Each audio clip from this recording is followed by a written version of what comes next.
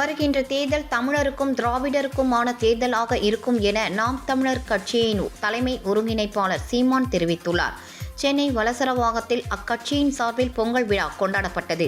பின்னர் செய்தியாளர்களிடம் பேசிய அவர், இந்த பொங்கலுக்கு இதுவரை இல்லாத வகையில் தமிழக அரசு ரூ.3000 அறிவித்திருக்கிறது. இதன் மூலம் இந்த பொங்கல் மக்கள் பொங்கலாக இல்லாமல் அரசியல் பொங்கலாக மாறி இருக்கிறது. மக்களுக்கான அடிப்படை தேவைகளை நிறைவேற்றி கொடுப்பதுதான் மக்கள் அரசியலாகும் என்று கூறினார். சட்டமன்ற தேர்தலில் பண பலத்துடன் இருப்பவர்கள் ஒரு பக்கமும், மக்கள் பலம் உள்ளவர்கள் இன்னொரு பக்கமும் இருக்கிறார்கள். நாங்கள் மக்கள் பலத்தோடு தனித்து களம் காண இருக்கிறோம் என்றார்.